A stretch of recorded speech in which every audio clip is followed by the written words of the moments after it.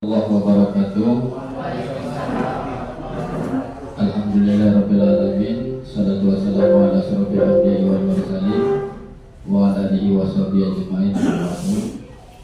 Bapak-bapak,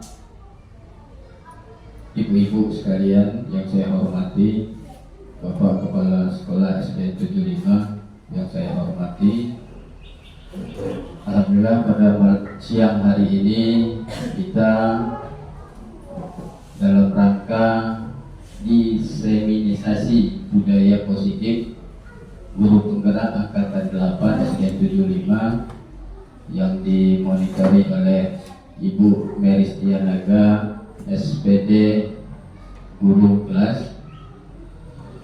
Mudah-mudahan rangkaian acara kita pada hari ini akan mendapat berkah rahmat Allah Subhanahu wa taala. Salawat dan iringan salam marilah selalu kita saja mengagungkan karibah junjungan kita Nabi Muhammad sallallahu alaihi wasallam, para sahabat, para aulia, para syuhada, dan mudah-mudahan kelak di akhir kiamat kita semua akan mendapatkan syafaatnya. Bapak-bapak, para hadirin rahimakumullah, bahwasanya pada pagi hari ini kita berkumpul dalam rangka diseminisasi budaya positif guru penggerak angkatan 8 yang akan langsung dibuka oleh Bapak Kepala Sekolah SD 75 kepada Bapak Mauladi SPD. Kami persilakan dengan hormat.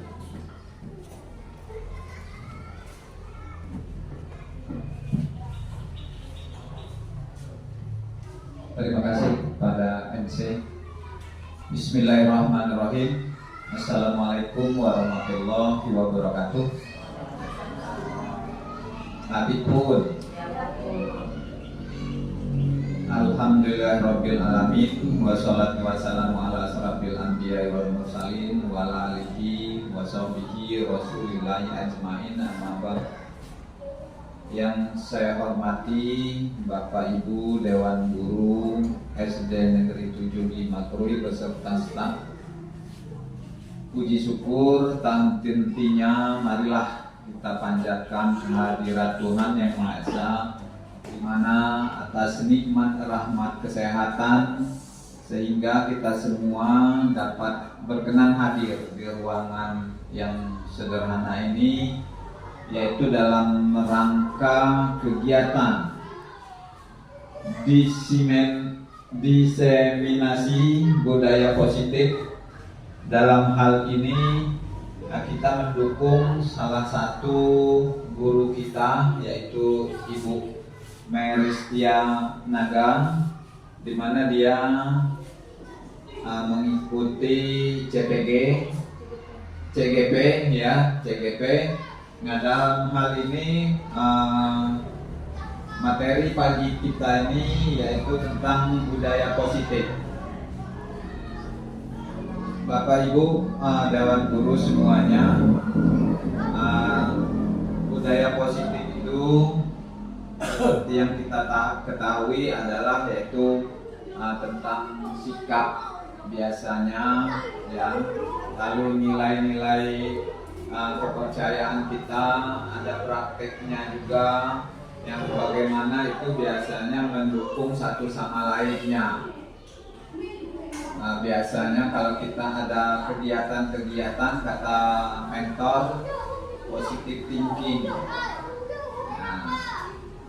Jadi di sini budaya positif sedikit saya menyampaikan, yaitu intinya merujuk pada sekumpulan norma, nilai, dan kebiasaan positif yang dapat kita lakukan. Nah, untuk mempersingkat waktu, mari kita buka acara ini dengan mengucap Bismillahirrahmanirrahim. Kegiatan kita buka. Terima kasih. Demikian dari saya. Wassalamualaikum warahmatullahi wabarakatuh.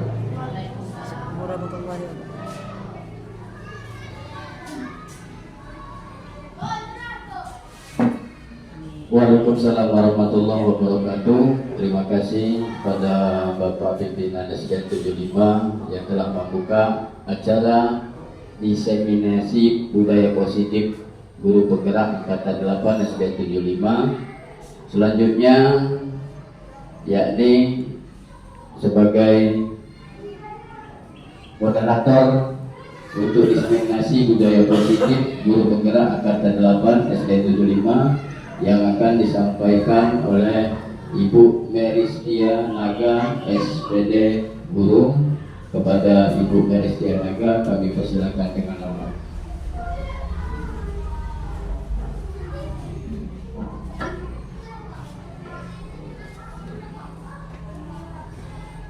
Bismillahirrahmanirrahim. Assalamualaikum warahmatullahi wabarakatuh. Alhamdulillahirabbil alamin. Wassalatu wassalamu ala asrofil anbiya'i wal mursalin wa ala alihi washabihi ajma'in. Sebelumnya saya ucapkan terima kasih yang sebesar-besarnya kepada Bapak Kepala Sekolah, Bapak Mauladi SPD yang sudah mendukung salah satu program dari program calon guru penggerak, yaitu mendiseminasikan budaya positif. Dan tidak lupa juga saya ucapkan terima kasih yang sebanyak-banyaknya kepada Bapak dan Ibu guru SDN Negeri 75 Krui yang bersedia meluangkan waktunya untuk mendengarkan sharing kita pada hari ini mengenai budaya positif. Sebelumnya saya ingin mengatakan bahwa di sini saya akan berniat untuk menggurui Bapak dan Ibu semuanya, karena saya yakin Bapak dan Ibu semua orang-orang hebat, orang-orang yang berpengalaman, dan saya masih jauh pengalamannya dari Bapak Ibu sekalian.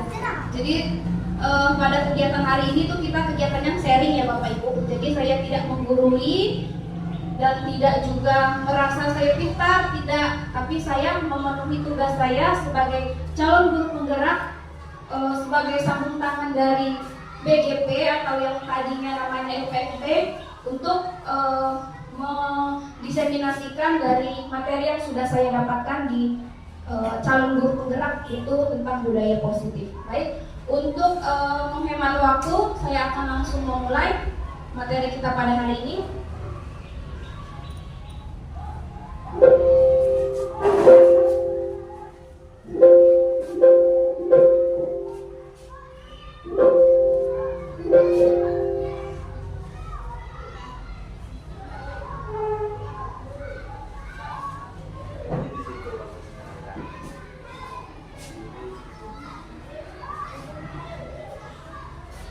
Baik, materi yang akan saya sampaikan pada hari ini yaitu mengenai konsep budaya positif yang terdiri dari perubahan paradigma belajar, disiplin positif, nilai-nilai kebajikan, kebutuhan dasar manusia, motivasi perilaku manusia, posisi kontrol, keyakinan kelas, dan segitiga restitusi.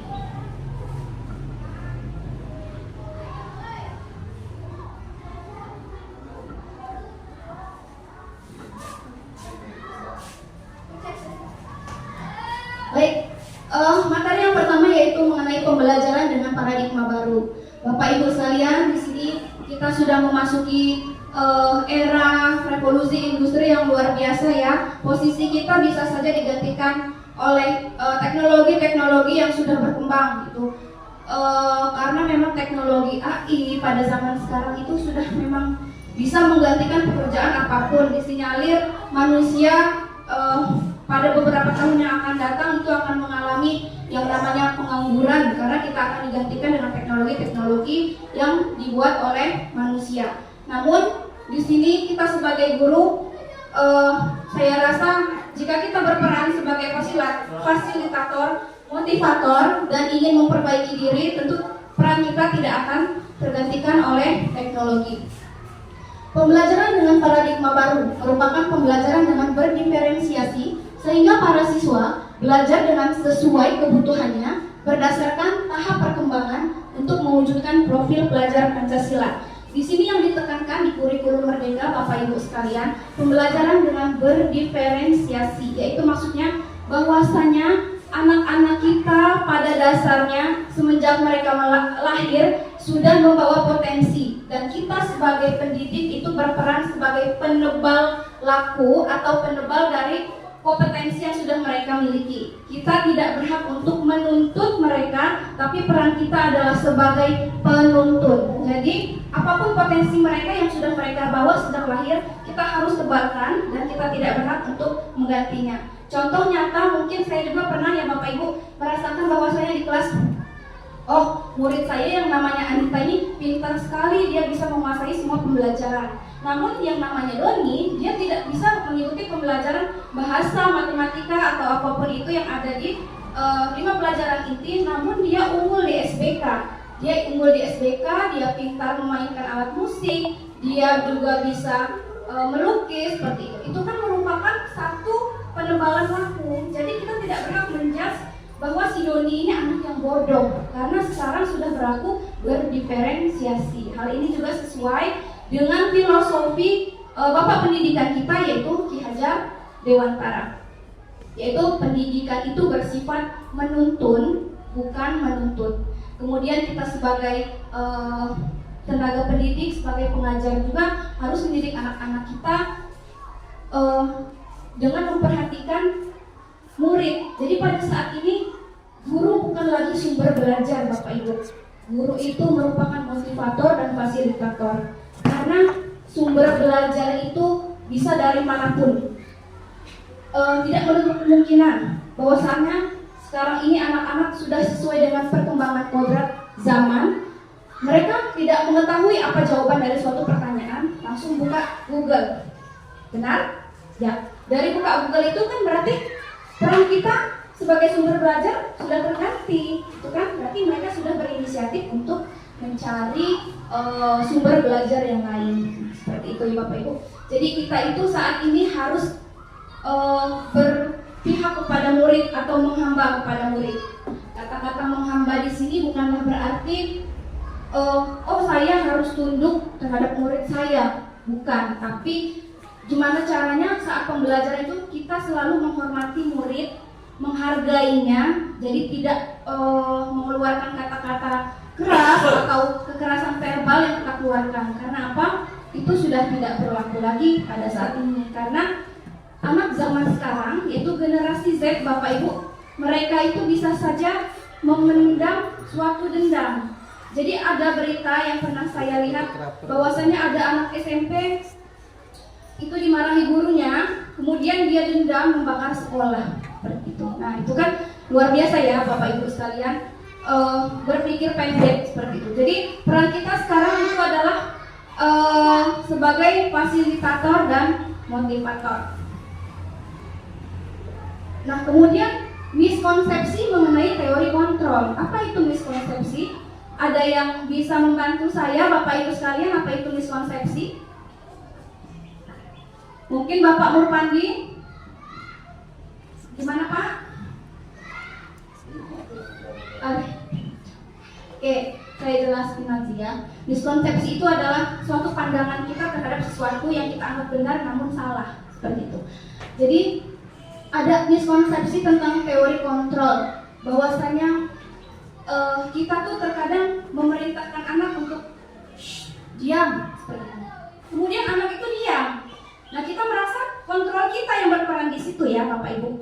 Namun itu hanya ilusi, itu ilusi semata. Karena yang namanya teori kontrol, saya mau tanya dulu sama Bapak Ibu semua. Yang bisa mengontrol diri kita itu siapa? Diri kita sendiri atau orang lain? Diri kita sendiri. Ya, benar ya. Yang bisa mengontrol diri kita adalah diri kita sendiri. Jadi anak itu punya motivasi di dalam dirinya untuk berbuat yang lebih baik. Itu bukan karena perintah kita, tapi karena memang mereka punya motivasi yang kuat di dalam diri untuk mengubah diri. Jadi bukan karena kita ya Bapak Ibu sekalian. Kemudian bahwa semua penguatan positif, efektif dan bermanfaat. Kita membujuk anak-anak, ayolah nak belajar biar dapat juara. Seperti itu kan bujukan ya Bapak Ibu. Ya itu bujukan. Ketika mereka benar belajar dan mendapat juara, itu bukan karena kita. Mungkin saja itu bukan berasal dari dalam hati mereka sendiri. Mereka ingin menghargai diri mereka sendiri untuk menjadi seseorang yang lebih baik. Kemudian selanjutnya bahwa kritik membangun. Nah, di sini yang kita pahami selama ini Bapak Ibu, bahwasanya kalau kita mengkritik orang itu, kritiknya membangun seperti itu ya. Tapi ternyata itu salah. Ini pun saya alami Bapak Ibu sekalian. Kritik membangun itu sebenarnya adalah identitas yang gagal. Kenapa? Belum tentu semua orang menerima kritikan, dan belum tentu semua orang itu berpikiran sama dengan apa yang kita pikirkan. Seperti itu. Nah, di sini ada tabel mengubah paradigma dari stimulus respon ke teori kontrol. Dulu sebelum kita mengenal teori kontrol itu ada yang namanya stimulus respon. Yang pertama, realitas kebutuhan kita sama. Nah, di situ menganggap bahwa seluruh kebutuhan kita itu sama. Tapi di teori kontrol mengatakan bahwa realitas kebutuhan kita itu berbeda. Jadi dimaksudkan seperti ini. Saya memiliki kebutuhan yang berbeda dengan Bapak Ibu semua. Benar atau tidak? Ya. Ketika pagi hari mungkin saya datang ke sekolah uring-uringan pusing, itu kan. Sedangkan Ibu Erma datang ke sekolah pagi dengan cerianya. Punya kebutuhan saya yang tidak terpenuhi ternyata di situ. Apa kebutuhannya? Mungkin saja saya di rumah itu belum sarapan. Seperti itu. Bu Erma sudah sarapan, dia tidak mengerjakan tugas apapun di rumah, seperti itu. Jadi pagi udah santai, tinggal berangkat ke sekolah, seperti itu. Jadi kita masing-masing individu memiliki kebutuhan yang berbeda. Selanjutnya, mencoba mengubah agar orang lain berpandangan sama dengan kita. Bapak Ibu sekalian, sering terjadi bahwasanya ada mungkin salah satu dari kita memandang bahwa orang ini tuh harusnya seperti ini, cara mengajarnya harus sama dengan saya. Sedangkan pada dasarnya kita, lagi-lagi tadi sudah saya jelaskan bahwasanya kita masing-masing memiliki pandangan dan kebutuhan yang berbeda, seperti itu. Kemudian semua perilaku buruk dilihat sebagai suatu kesalahan. Nah, pada teori stimulus respon itu semua perilaku buruk itu adalah semua merupakan kesalahan. Sedangkan di teori kontrol, perilaku buruk itu punya alasan kenapa dia melakukannya, seperti itu ya. Misalnya saya punya murid nih, murid saya setiap hari mengganggu teman-temannya yang makan, gitu ya. Nah, ada laporan dari teman-temannya yang lain bahwasannya si A ini mengganggu saya terus, Bu, makanan saya selalu diminta. Nah, setelah saya telusuri kenapa dia melakukan itu, ya ternyata bisa saja karena memang dia di rumah tidak sarapan, kemudian makanan yang disediakan ibunya itu aja, tidak bervariasi. Bisa saja juga dia datang ke sekolah tidak diberi uang jajan, dia lapar, Bu. Kebutuhan dasarnya untuk makan itu tidak terpenuhi. Jadi terjadilah suatu perilaku. Namun semua perilaku itu memiliki alasan. Kemudian orang lain bisa mengontrol saya, itu pada teori stimulus respon. Nah, sedangkan pada kenyataannya orang lain itu tidak bisa mengontrol diri kita, ya. Lagi-lagi yang bisa mengontrol diri kita adalah diri kita sendiri. Kemudian pemaksaan ada pada saat bujukan gagal. Nah, kemudian ketika kita sudah berusaha membujuk gagal, ujung-ujungnya ada pemaksaan. Nah, ini yang sering terjadi pada kehidupan kita sehari-hari ya Bapak Ibu dalam dunia pendidikan seperti itu. Jadi saya harap dengan penyampaian yang saya sharingkan ke Bapak Ibu, mindset kita terhadap murid, terhadap pembelajaran itu bisa berubah. Jadi bagaimana caranya kita bisa memperbaiki kinerja kita sebagai pendidik dan menganggap murid-murid kita itu sama berharganya dan sama pentingnya seperti kita menghargai diri kita sendiri. Oke, kemudian model berpikir menang kalah. Pada saat stimulus respon itu menang kalah yang diutamakan. Namun pada teori kontrol, semua permasalahan itu akan memiliki solusi, yaitu win-win solution, yaitu menang-menang. Dan tadi saya katakan bahwasanya perbuatan buruk itu pasti ada alasan. Kita kemukakan alasannya. Kemudian minta anak untuk memperbaiki perbuatannya yang tidak baik tersebut. Jadi yang korban itu akan merasa dimenangkan, si pelaku juga merasa dimenangkan, tapi dengan memperbaiki dirinya sendiri. Demikian.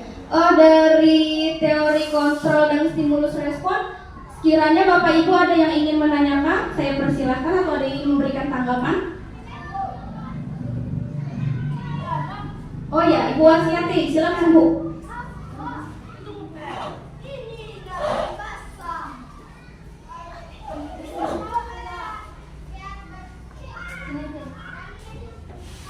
Assalamualaikum warahmatullahi wabarakatuh. Ya, saya di sini mau bertanya. Saya selaku guru kelas 3, bagaimana cara menangani anak yang kurang terkontrol? Apalagi anak kelas rendah itu kan masih kelas 1, saya khususnya kelas 1 ya Bu ya. Yang untuk emosionalnya kurang terkontrol. Ya. Baik, mungkin Bapak Ibu semuanya kan memang sudah berpengalaman. Ada yang mau mencoba membantu saya menjawab pertanyaan dari Ibu Was? Ini pertanyaan luar biasa sekali. Mungkin ada yang ingin mending. Ibu dah, gimana Ibu? Gimana? Ibu Erma ya? Ya, coba Ibu Erma. Coba saya mau mendengar tanggapan dari Ibu Erma. Gimana tanggapannya mengenai pertanyaan dari Ibu Was?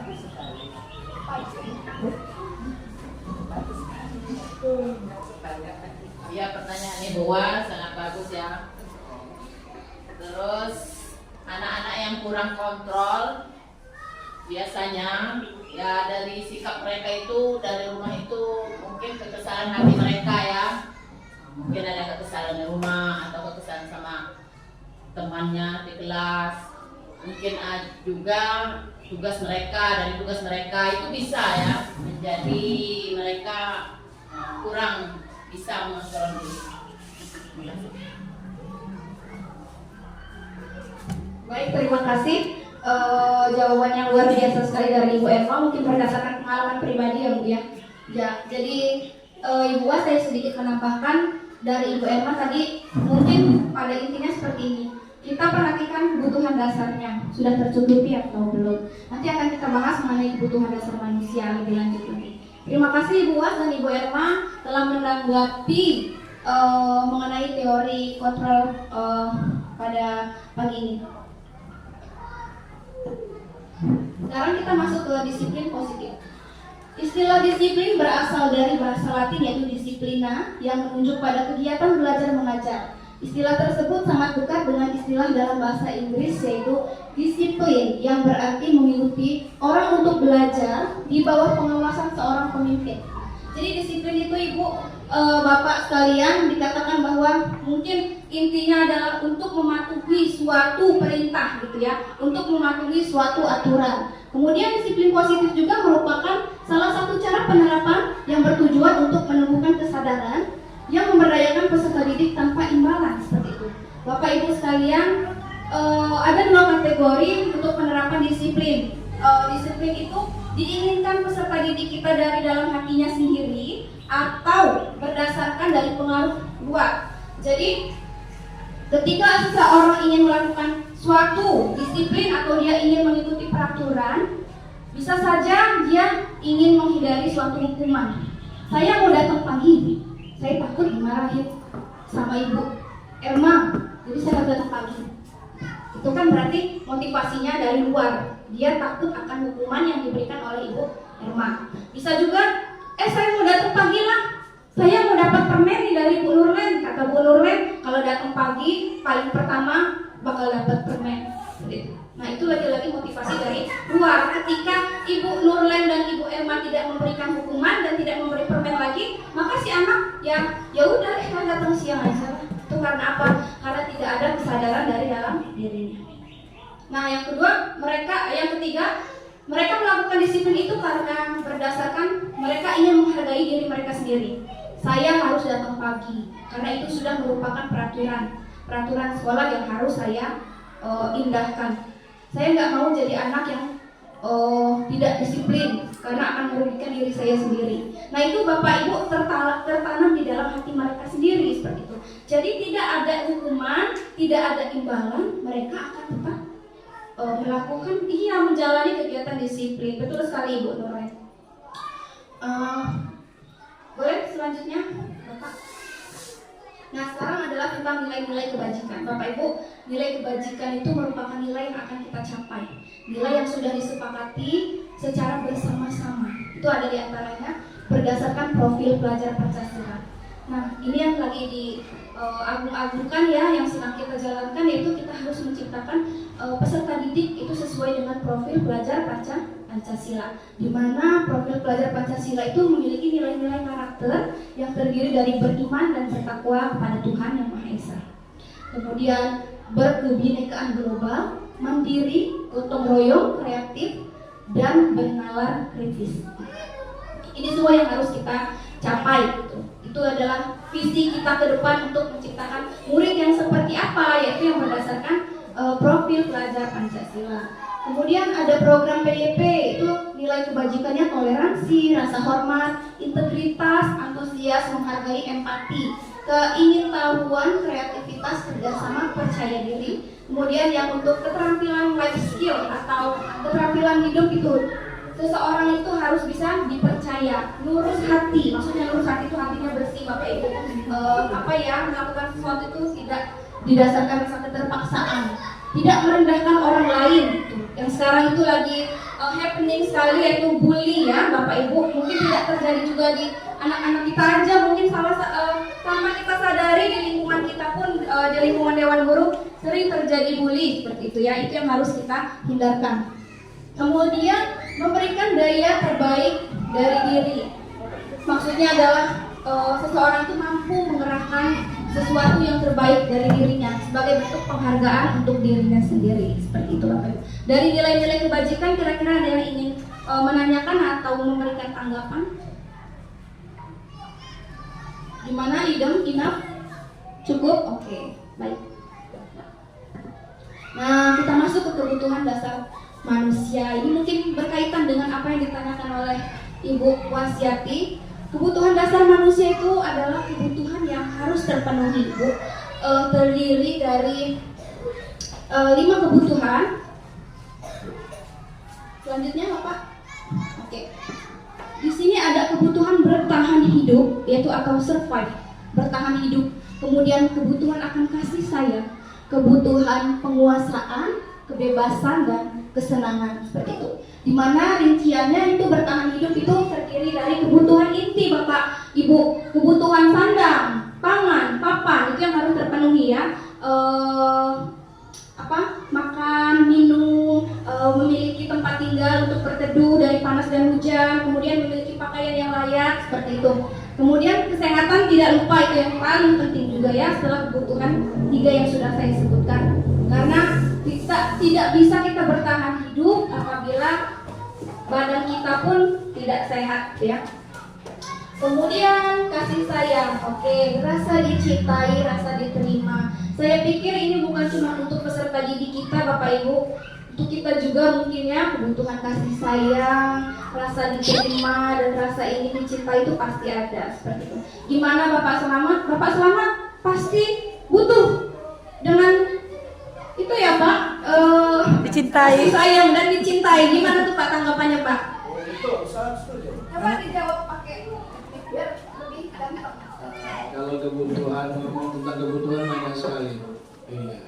Kalau mau dipaparkan di siang hari ini bisa nggak selesai. Mulai dari kebutuhan makan. Tapi makan saya ini air kopinya nggak ada, kurang. Hanya itu kayaknya nggak minum.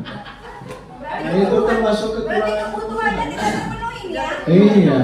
Tadi saya permisi ke kantor, ke ruang itu, ke kantin, nggak ada air putih. Saya udah harus bertemu, itu termasuk kebutuhan, itu yang mendasar. Iya. Jadi kalau selain makanan banyak sekali kebutuhan. Kebutuhan. Oh, itu nggak bisa dielakkan. Iya, saya rasa semua manusiawi, ya, terutama saya. Nah, itu aja Bu. Nah, mungkin kalau mau diuraikan banyak sekali, contohnya termasuk makan bakso, boleh juga. Nah, terima kasih. Baik, terima kasih Bapak Selamat, tanggapan yang luar biasa sekali, benar sekali bahwasanya kebutuhan kita kadangkala tanpa disadari ada yang kurang. Seperti pagi ini kopinya tidak tersedia, itu kebutuhan dasar untuk Pak Selamat ya, kopi. Oke, kemudian untuk kopi tanpa gula, oke, seperti sayur tanpa garam ya. Oke, kemudian selanjutnya tadi yang kasih sayang, gimana tanggapannya Bapak Selamat? Betul ya dengan kasih sayang ya, iya, rasa dicintai gitu ya. Oke. Oke, itu saya setuju karena kita semua pasti membutuhkan yang namanya rasa diterima, itu terutama ya, diterima dan dihargai. Kemudian penguasaan, tuh adanya harga diri, kemudian keinginan untuk dianggap, memimpin atau berprestasi dan diakui. Jadi kita semua pasti punya kebutuhan. Oh, saya itu harus apa ya? Yang namanya berprestasi itu dalam rangka saya harus bisa berprestasi jika saya ingin dianggap. Terkadang Bu, Pak, saya sedikit terbesit pikiran seperti itu. Tuh. Jadi mungkin untuk penguasaan juga tidak dipungkiri, kita juga butuh untuk dihargai orang lain ya. Akan terasa sangat tidak menyenangkan apabila kita ada tapi tidak dihargai seperti itu. Kemudian untuk kebebasan, mandiri, mencoba hal baru, memiliki pilihan. Jadi untuk kemandirian itu kita memiliki pilihan. Seperti halnya murid kita tidak mendapatkan pengajaran yang baik dari guru, maka dia ke warnet, dia buka internet, cari jawaban mengenai apa yang dia butuhkan seperti itu. Jadi seperti tadi yang saya bilang, guru bukan satu-satunya sumber belajar. Jadi murid itu kalau dia memiliki kemandirian, Bapak Ibu, dimanapun dia akan belajar. Dimanapun itu walaupun tidak di sekolah. Kemudian kesenangan, bermain, humor, tertawa, hiburan. Menurut Bapak Ibu, dalam pembelajaran tuh ada nggak? Perlu nggak bermain? Perlu nggak humor? Perlu nggak ada hiburannya? Diselipkan, nggak harus kaku-kaku tegang gitu, nggak ya? Ya, gimana Ibu Nuran mau memberikan tanggapan? Assalamualaikum warahmatullahi wabarakatuh. Kita sebagai pendidik bukannya untuk mengajarkan murid di kelas untuk ada waktunya kita dalam 5 menit atau 10 menit, kasihlah kebebasan untuk anak-anak bermain sedikit dan bertanya bagaimana caranya kita untuk mengajarkan anak-anak biar dia bisa serius dalam mengajar. Kita kasih waktu dalam 10 menit dia berpikir, bermain. Udah itu kita kasih waktu kita mengajar serius untuk anak-anak. Itu aja. Terima kasih Ibu Nurlen atas tanggapannya. Jadi menurut Ibu Nurlen dalam pembelajaran itu selipkanlah 5-10 menit gitu ya. Itu untuk ice breaking. Ice breaking itu untuk menyegarkan kembali anak-anak tuh supaya semangat gitu ya. Supaya fresh, gak ngantuk, yang tadinya capek duduk. Ada ice breaking untuk bermain-main, berdiri, berlari-lari kecil di kelas itu kan bisa menyegarkan kembali walaupun hanya 5-10 menit. Seperti itu. Baik, selanjutnya. Nah, ini dia Bapak Ibu motivasi perilaku manusia. Nah, motivasi perilaku itu ada 2. Yang sudah saya katakan tadi di awal, ada eksternal dan internal. Eksternal itu yang dua motivasi yang karena takut dihukum dan ingin mendapatkan penghargaan atau imbalan. Nah, sedangkan yang internal itu yang berasal dari dirinya sendiri untuk menghargai dirinya sendiri untuk mencapai nilai-nilai kebajikan yang dia yakini. Seperti itu ya Bapak Ibu. Jadi kalau misalnya ada anak-anak yang memiliki motivasi eksternal itu sebenarnya nggak apa-apa juga, cuman akan disayangkan karena tidak akan bertahan lama gitu. Kalau dia internal tuh akan abadi, dia karena memang benar-benar kebutuhan untuk dirinya sendiri. Kemudian, nah ini ada perbedaan hukuman, konsekuensi dan restitusi Bapak Ibu sekalian. Hukuman itu sifatnya itu tidak terencana, tiba-tiba. Hei, kamu! Itu dia marahin murid, ada guru marahin murid. Hei kamu sini, kenapa kamu kamu datang terlambat? Maaf Bu, saya kesiangan bangun. Ya sudah sana, lari lapangan 100 kali. Itu kan tidak ada aturan tertulisnya. Itu hanya kebetulan yang tercetus di pikiran seorang guru pada saat itu, pada detik itu langsung menghukum anak untuk berlari 100 kali memutari lapangan. Kemudian murid tidak tahu apa yang akan terjadi dan tidak dilibatkan, dan mereka tidak tahu mereka akan dihukum seperti apa, seperti itu. Karena memang sebelumnya tidak ada kesepakatan antara guru dengan muridnya. Kemudian bersifat satu arah berupa hukuman fisik dan psikis. Nah, fisik ini bisa tadi ibu bapak menyuruh anak-anak untuk berlari 10 kali lah di lapangan. Kemudian psikisnya kekerasan verbal ya. Dasar kamu pemalas gitu, tanpa tahu apa penyebabnya kesiangan gitu kan. Bisa saja karena semalaman dia tidak tidur karena sakit perut kan, bisa seperti itu. Jadi kita sebagai pendidik pun harus bijak. Bapak Ibu, saya di sini juga bukanlah orang yang sesempurna itu, karena saya juga demikian ya. Bapak Ibu pernah melakukannya. Saya pernah melakukan hukuman yang demikian, walaupun tidak 100, tapi paling tidak 2 kali hukuman muter lapangan. Jadi setelah saya mempelajari modul-modul dari CGP itu, pemikiran saya itu terbuka. Oh, bahwasannya selamanya apa yang saya lakukan itu salah, tidak pantas dilakukan. Saya sebagai seorang pendidik itu tidak pantas. Jadi timbullah rasa kesadaran dalam diri saya. Mungkin kita juga harus melakukan refleksi diri ya Bapak Ibu, introspeksi gitu, untuk pembelajaran kita yang lebih baik ke depannya. Kemudian kalau konsekuensi dia terencana ada dari satu pihak, terus membuat murid juga tidak nyaman tapi sebentar. Jadi konsekuensi itu harus diatur. Misalnya saya nih sebagai guru kelas, murid saya ada yang tidak mengerjakan tugasnya. Kenapa kamu tidak mengerjakan tugas? Saya bertanya seperti itu kepada murid saya ya Bapak Ibu. Jadi murid saya menjawab, saya lupa Bu. Oke, sekarang silakan kamu keluar, kerjakan di luar. Nah, itu konsekuensi.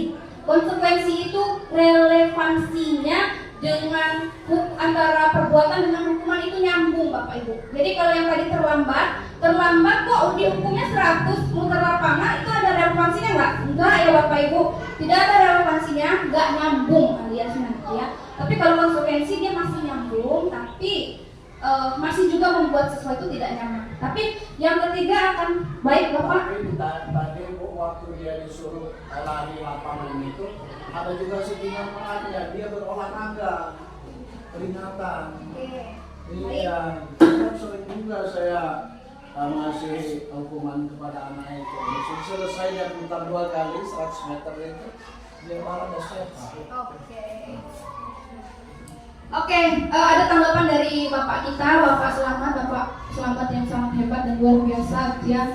Dia menganggap bahwa hukuman yang diberikan itu bersifat positif ya Bapak Ibu. Tapi kalau secara logika dia memang sebenarnya kalau hukuman berlari itu untuk kesehatan fisik ya Bapak Ibu. Namun kan murid itu tidak terima kita perlakukan seperti itu gitu. Nah, itu kan harus kita perdalam lagi, kita introspeksi lagi, kita cari lagi solusi yang lebih baik seperti itu. Nah, kemudian yang terakhir ada restitusi. Restitusi ini diterapkan di kelas Bapak Ibu berdasarkan keyakinan kelas. Jadi kita itu buat keyakinan kelas, nanti akan dibahas juga. Jadi akan kita kembalikan nilai apa yang diyakini anak sehingga dia tidak akan mengulang perbuatan itu lagi.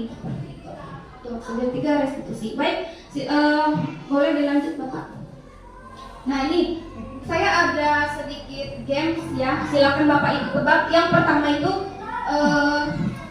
Ari datang terlambat ke sekolah dan disuruh oleh Pak Selamat lari 10 kali memutari lapangan. Kira-kira ini hukuman atau konsekuensi Bapak Ibu? Hukuman ya. Baik, kita coba lihat jawabannya. Oke, benar. Jawabannya adalah hukuman karena tadi tidak ada relevansi antara perbuatan dengan hukuman yang kita berikan kepada siswa kita. Selanjutnya, oke, sudah terlanjur dibuka. Nina tidak memakai dasi dan topi ketika upacara. Nina disuruh untuk membersihkan seluruh halaman sekolah. Nah, ini termasuk dalam hukuman karena tadi masih tidak nyambung, tidak relevansi. Kemudian Mary menumpahkan minuman Anita di atas meja. Lalu Mary mengelapnya sampai kering. Itu hukuman atau relevansi? Relevansi. Hukuman atau konsekuensi? Konsekuensi. Kita lihat jawabannya. Ya, konsekuensi. Oke, betul sekali Bapak Ibu. Jawabannya adalah konsekuensi. Ada yang bisa menjelaskan kenapa itu jawabannya konsekuensi? Oke, silakan Ibu Irna Mentari. Editor Pak. Dia bertanggung jawab. Karena di situ kan Mary menumpahkan minuman Anita di atas meja, lalu Mary yang mengelapnya sampai kering. Kan Mary ini yang melakukan perbuatan itu, jadi dia sendiri harus bertanggung jawab apa yang dia lakukan, ya. Tanggung jawab dengan cara mengelap sampai kering. Itu konsekuensinya, ya. Saya rasa seperti itu, Bu.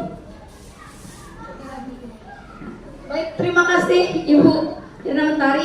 Benar sekali ya jawabannya. Harus ada relevansi, harus ada kenyambungan atau kaitannya antara apa sih hukumannya, apa sih perbuatannya, memangnya apa yang dilakukan oleh siswa. Boleh lanjut Bapak. Oke, sekarang kita masuk di posisi kontrol guru Bapak Ibu. Jadi tanpa kita sadari, saya pun baru tahu ternyata posisi kontrol guru ini ada banyak sekali ya Bapak Ibu. Posisi kontrol guru itu ada yang bersifat penghukum, ada yang membuat orang lain merasa bersalah, kemudian dia posisinya sebagai teman, kemudian sebagai pemantau dan manajer. Posisi tertinggi adalah sebagai manajer.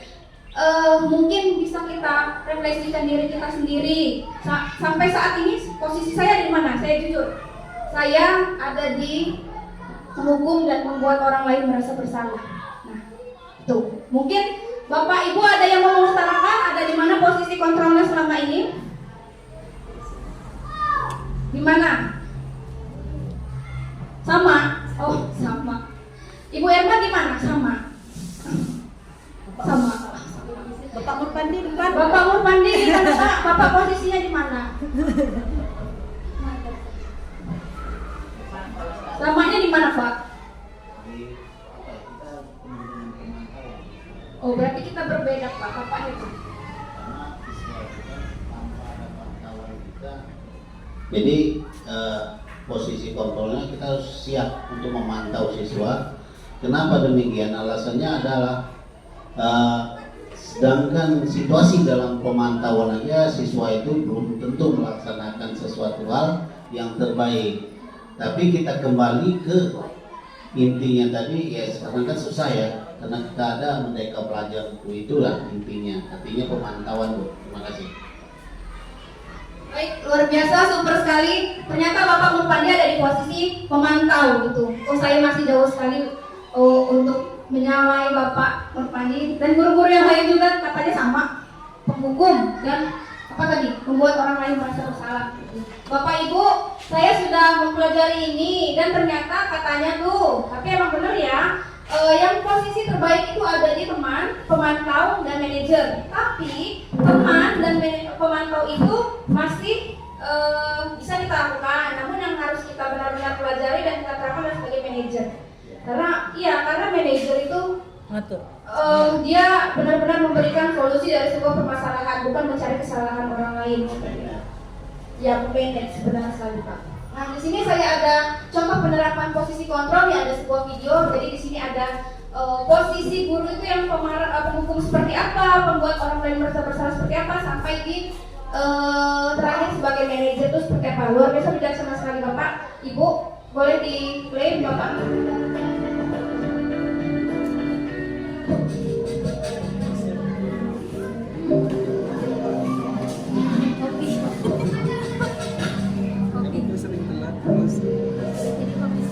Nahan!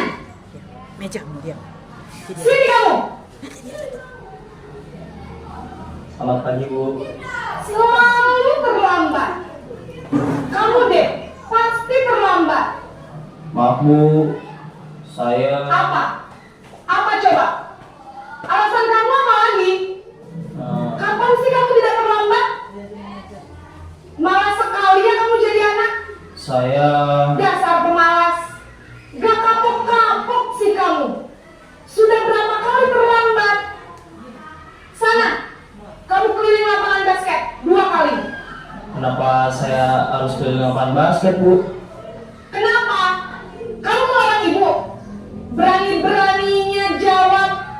Sudah terlambat, masih berani jawab pula. Sekarang,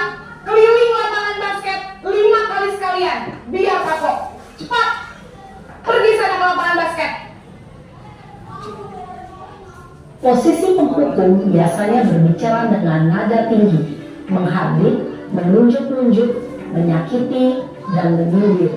Hukuman bisa berupa fisik maupun psikis. Ibu dan bapak guru hebat. Dampak yang terjadi pada murid ketika guru berada pada posisi penghukum adalah murid cenderung akan memberontak, bahkan menyimpan dendam.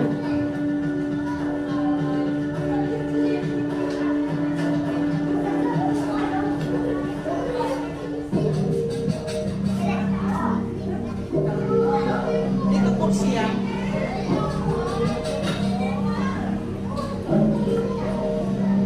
Naren!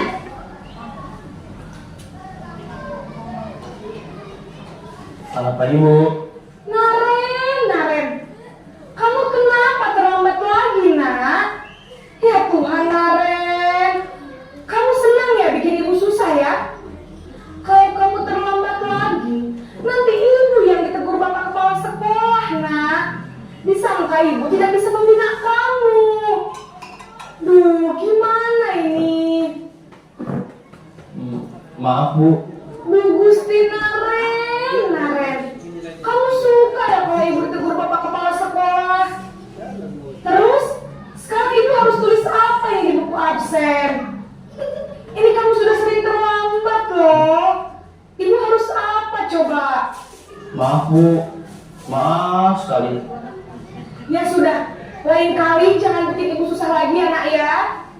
Ibu tidak akan kuat lagi kalau kamu gini terus. Bisa jantungan kalau ibu ditegur bapak kepala sekolah. Sana cepat ke kelas. Maaf ya, Bu. Maaf sekali.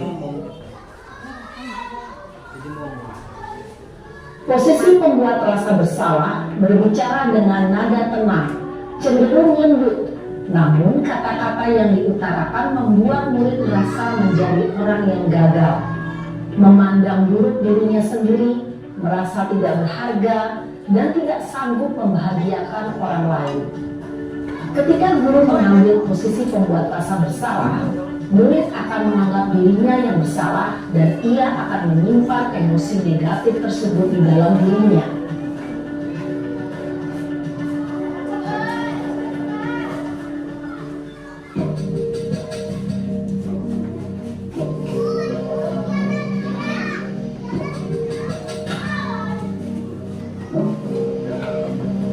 Naren!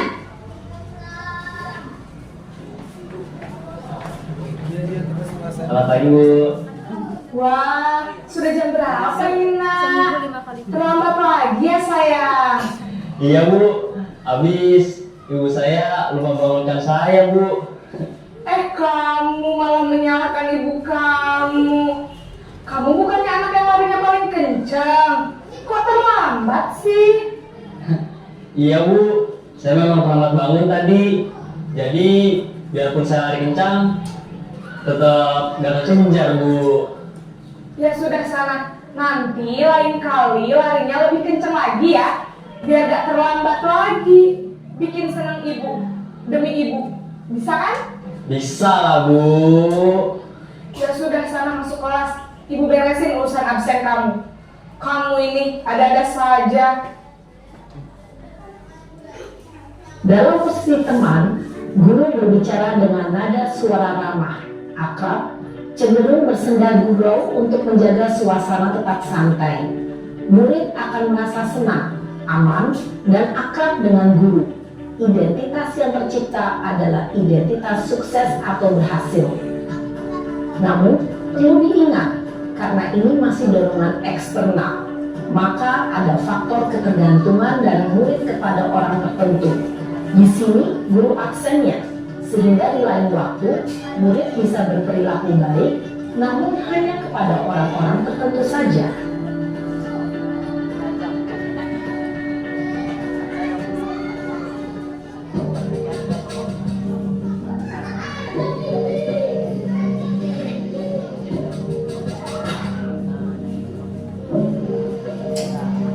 Naren!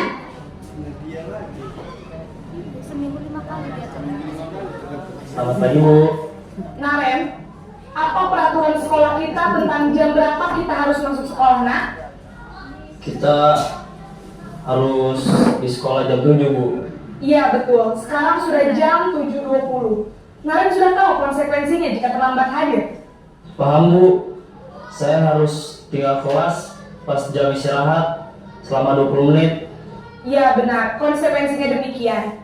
Jadi nanti jam 9.30 pas istirahat, kamu harus tinggal di kelas, kerjakan tugas tambahan untuk ketertinggalan kamu, ya? Baik, Bu. Posisi pemantau mengandalkan penghitungan atau data untuk mengontrol murid. Guru mengarahkan murid berdasarkan peraturan dan konsekuensi. Seorang pemantau menunjukkan bahasa tubuh dan ekspresi wajah yang datar dan cenderung formal.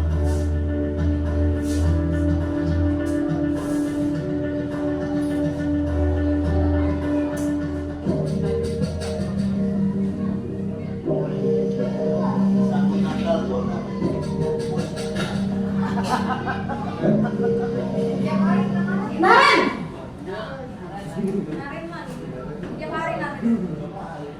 Selamat pagi, Bu. Selamat pagi Naren. Maaf, Bu. Saya terlambat. Iya, sekolah masuknya jam 7, sekarang sudah jam 7.20. Jadi sekarang bagaimana ini Naren?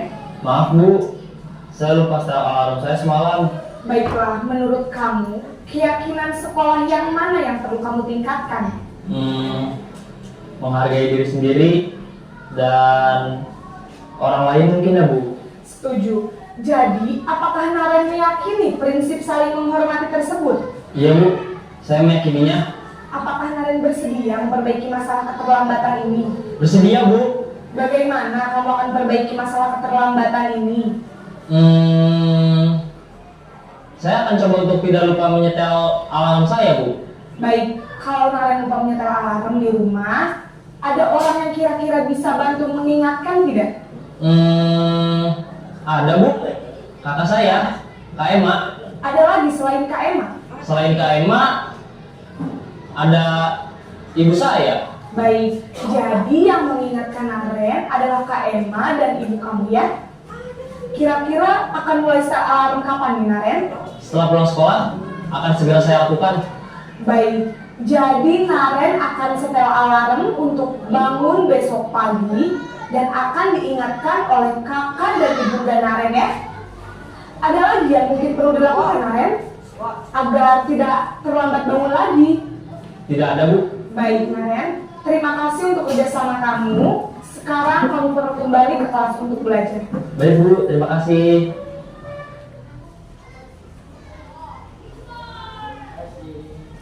Oke, baik Bapak Ibu, sudah kita saksikan ada 5 posisi kontrol kita sebagai guru. Jadi itu sudah rinci sekali dengan percakapan antara guru dengan murid. Mungkin kita bisa mendefinisikan kita itu guru yang memiliki posisi kontrol yang seperti apa. Nah, jadi ketika dia sebagai penghukum, dia akan luar biasa marah, membentak, menyakiti hati peserta didik. Ya, kemudian tadi tidak ada relevansi dengan antara perbuatan dengan hukumannya. Kemudian yang kedua itu tadi sebagai bukan membuat orang lain merasa bersalah. Jadi dia bernada lembut gitu, tapi membuat murid kita itu merasa bersalah dan merasa dia gagal gitu kan. Kemudian mengaitkan dengan orang tuanya, bisa jadi seperti itu. Kemudian sebagai teman, posisi teman sebenarnya positif ya Bapak Ibu. Anak akan akrab dengan kita, tapi apa yang terjadi ketika dia dengan guru lain? Mungkin dia tidak akan bersikap baik dengan guru lain, hanya akan berbuat baik kepada kita saja. Kemudian kalau secara pengalaman saya Bapak Ibu, kalau kita terlalu akrab juga dengan murid, itu jatuhnya kayak ada suatu sedikit anak itu agak naik apa ya namanya ya, naik apa sih ya, pokoknya kayak merasa agak kurang ajar gitu ya. Setuju nggak sih? Ya. Kemudian sebagai pemantau dia posisinya dia memantau dikaitkan dengan data-data, dikaitkan kamu melakukan ini kenapa? Padahal nilai kamu itu tidak mencapai KKM. Nah, ada data di situ yang dikatakan. Kemudian sebagai manajer, nah ini posisi yang paling baik, posisi yang paling efektif yang harus kita pelajari dan kita harus merubah diri kita, yaitu menanyakan keyakinan apa yang dia yakini, kesalahan apa yang dia perbuat, kemudian dia memperbaiki kesalahan tersebut berdasarkan dari dalam hatinya. Dia akan melakukan perbaikan yang seperti apa. Seperti itu Bapak Ibu. Kira-kira ada yang ingin ditanyakan atau menanggapi mengenai posisi kontrol? Tidak ya? Baik. Silakan dilanjut. Lanjut Pak. Oke, keyakinan kelas. Nah, sekarang keyakinan kelas.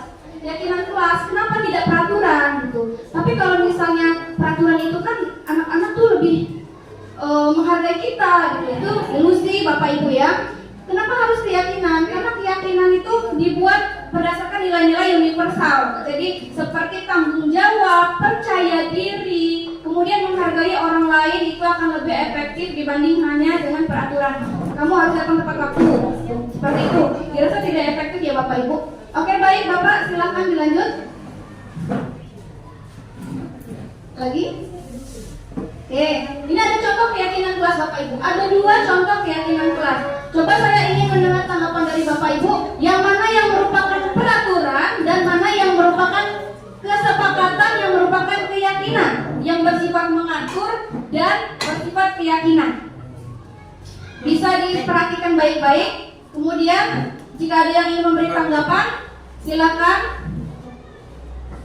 Yang mana yang keyakinan kelas dan yang mana yang peraturan kelas?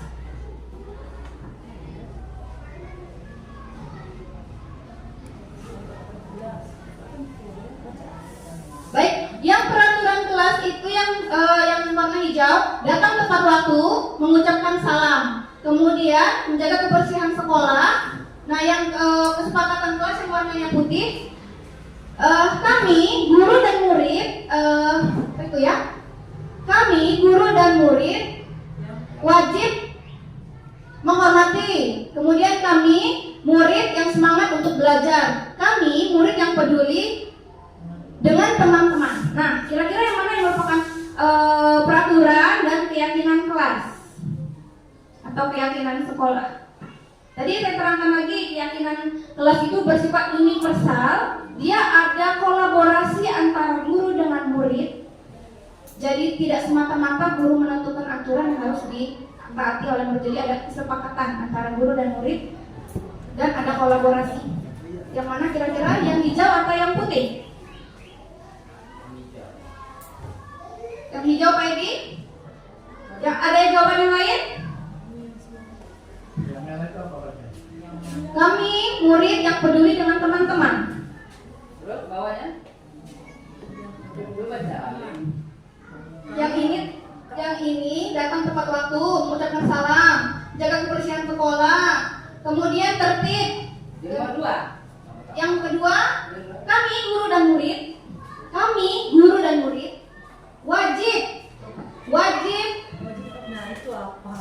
wajib saling menghargai. Kami murid yang semangat untuk belajar. Kami murid yang peduli dengan teman-teman. Kira-kira yang mana? Kami guru dan murid sepakat menghargai. Oh, jadi ini kan ada 2 Bu, yang hijau dan yang putih. Jadi yang hijau apa yang putih? Yang hijau. Iya, jadi yang mana yang merupakan keyakinan? Tepat waktunya tadi itu. Saya ingatkan kata kuncinya, ada kolaborasi antara guru dengan murid. Ada kerjasama antara guru dengan murid. Jadi Keyakinan itu yang putih. yuk, yang hijau atau yang putih? Kalau putih. Oke, Ibu Nur kan yang putih. Ibu Dang yang hijau. Ibu Misbah yang hijau. Bapak Edi yang hijau. Ibu Irna Mentari Putih saya. yang putih. Ibu Wasiati hijau. Bapak Mupandi Saya nggak tahu yang hijau itu. putih. Pak Selamat yang putih. Baik. Saya uraikan tadi kan saya sudah berkali-kali mengatakan kata kuncinya bahwasanya ada kolaborasi antara guru dan murid. Murid dan guru membuat kesepakatan. Jadi jawabannya yang putih. Tepuk tangan. Menjawab putih. 3 orang yang menjawab putih. Ya, baik ya. jadi itu perbedaan antara peraturan dengan keyakinan. Mana permennya? Jangan, tidak boleh itu. Berarti itu motivasi eksternal di balik peraturan, minta permen. Biar tambah apa dong? Tambah semangat. Oh. Tenang. Iya. Oke, lanjut Pak, silakan. Mohon maaf.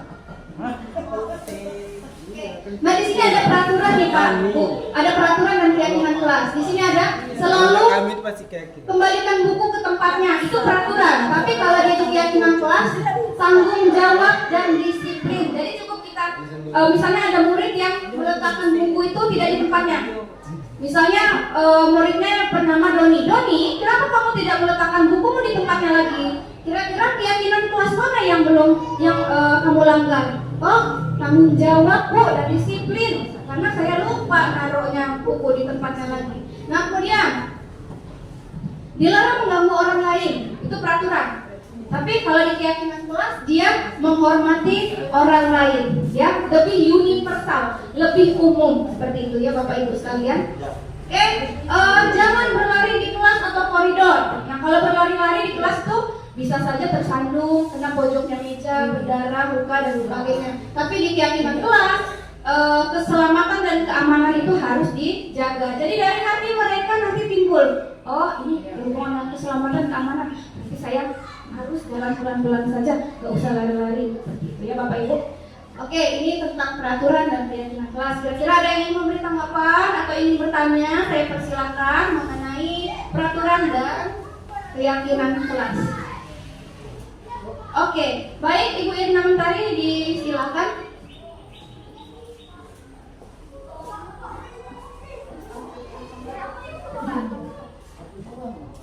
Yang ingin saya tanyakan, perbedaan antara peraturan dan keyakinan kelas itu yang kita terapkan itu bagaimana perbedaannya Bu? Kita lihat dari mananya, peraturannya atau keyakinan kelasnya? Terima kasih. Baik, terima kasih Ibu Irna. Jadi Ibu Irna, bagaimana menerapkan peraturan dengan keyakinan? Jadi peraturan itu tadi sudah saya katakan Ibu Irna dan Ibu-Ibu semuanya, bahwasanya peraturan itu bersifat satu arah. Hanya guru yang memberi aturan dan murid yang harus menerapkan, ya murid yang harus mematuhi. Tapi kalau keyakinan kelas dia bersifat universal, tidak diatur dalam satu kegiatan, tapi universal.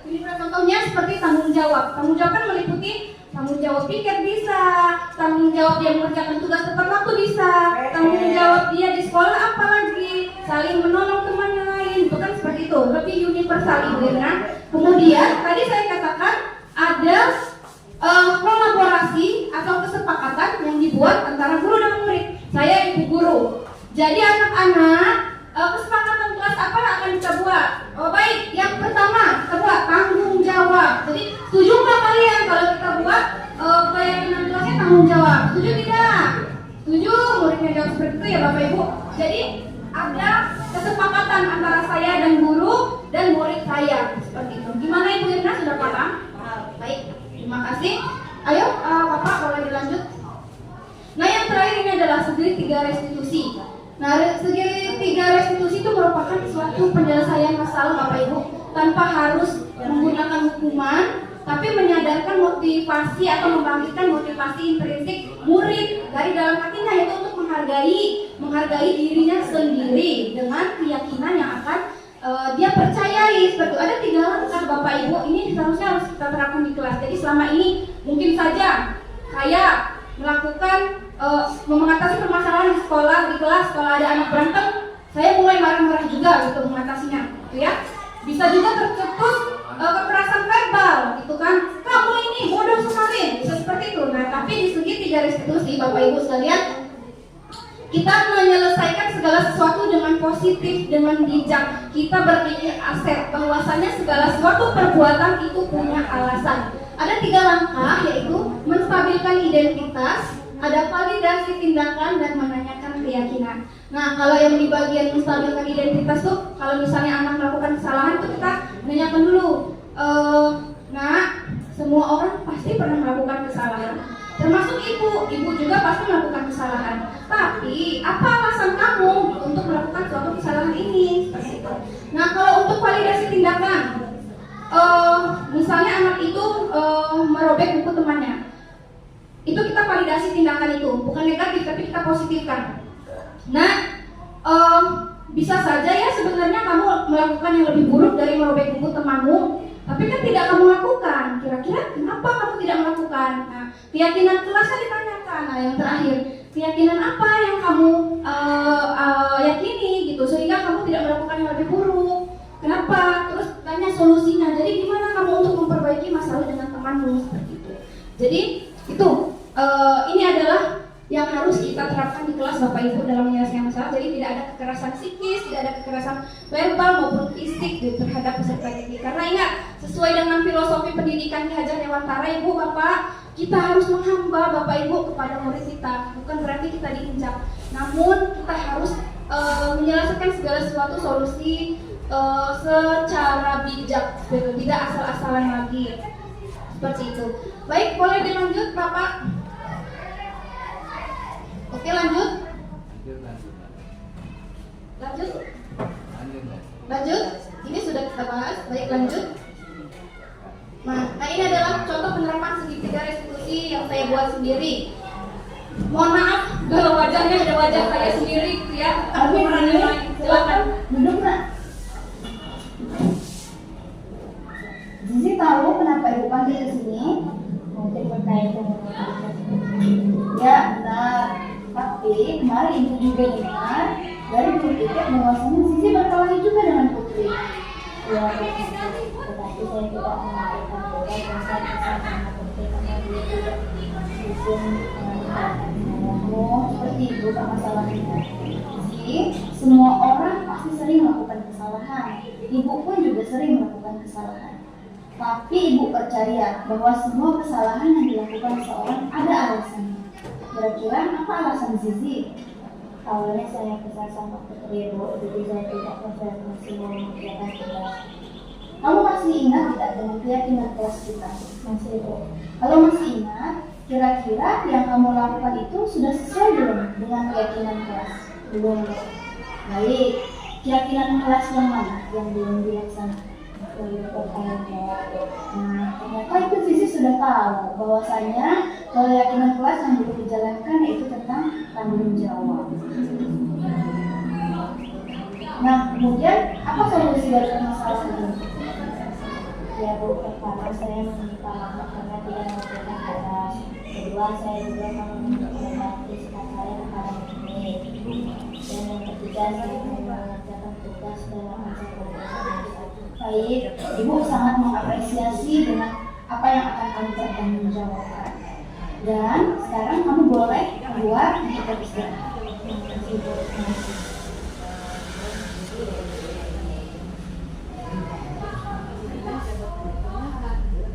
Maaf ya kalau aktingnya tidak menunjang karena saya bukan artis. Saya artis tapi artis papan tulis Bapak Ibu.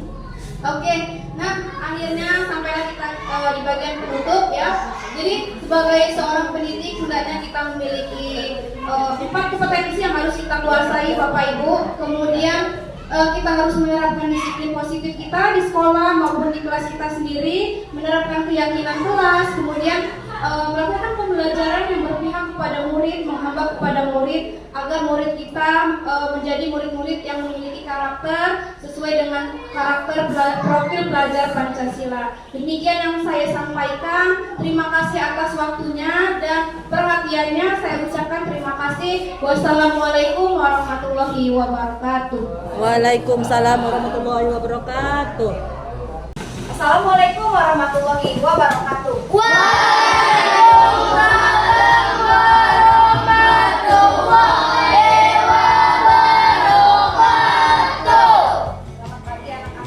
Bagaimana kabar kalian hari ini? Baik. Alhamdulillah semua sehat ya.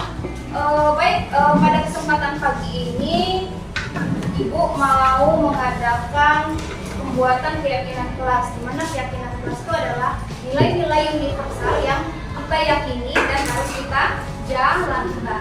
Apa sih keyakinan kelas dengan peraturan kelas? Ada yang bisa jawab? Oke, Ami silakan. Setahu saya peraturan kelas yang itu. Jadi setahu Ami peraturan kelas itu ibu yang buat dan kalian tinggal yang menjalankan. Nah, tapi di sini kita mau buat yang namanya keyakinan kelas. Kalau keyakinan kelas itu kalian dan ibu sama-sama membuat kesepakatan. Jadi kalian menjalankan, ibu menjalankan. Jadi kalian membuat sesuai dengan apa yang ingin kalian lakukan berkaitan dengan nilai-nilai ini bersama. Oke? Ibu akan membagikan kertas sticky note. Silahkan kalian tuliskan nilai universal atau nilai kebajikan apa yang ingin kalian lakukan. Ya, paham? Paham? Oke, dibagikan ya.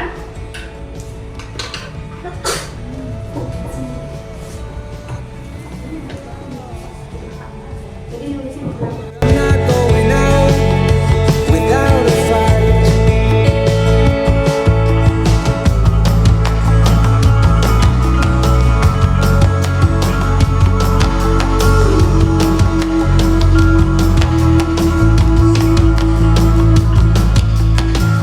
Baik, sudahkah kalian selesai menulis? Ya, baik. Silakan kalian tempelkan di kertas karton yang sudah ibu siapkan.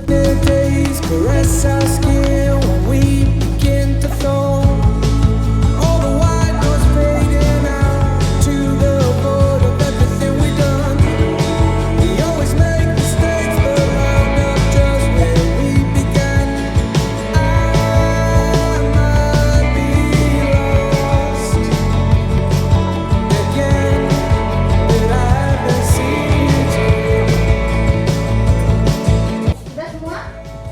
Baik, kita lihat keyakinan kelas yang sudah kalian tulis. Ini ada jujur, menghargai satu sama lain, saling menghargai, bertanggung jawab. Ibu kelompokkan ya. Saling menghargai, saling menghargai, tanggung jawab, tanggung jawab, tanggung jawab, tanggung jawab. Terus menghargai, terus mana lagi? Menghargai. Ini percaya diri, menghormati, menghargai, saling menghargai. Oke. Jujur, menghargai, jujur menghargai, jujur menghargai, belajar dengan giat dan tanggung jawab, menghormati guru, percaya diri, dan disiplin. Baik, dari semua ini kita menemukan disiplin, tanggung jawab, kemudian percaya diri, menghargai. Jadi ada 4. Kalian menulis kesamaan di sini. Ada 4, yaitu tanggung jawab, jujur, disiplin, dan percaya diri. Jadi ini semua dari kalian dan untuk kalian. Kita sepakati bersama menjadi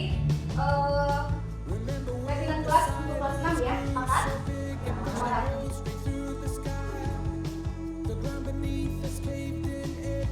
Assalamualaikum warahmatullahi wabarakatuh. Saya Alpan Wianugra, siswa kelas 6. Saya senang sekali bisa membuat keyakinan kelas bersama teman-teman dan Ibu Tia.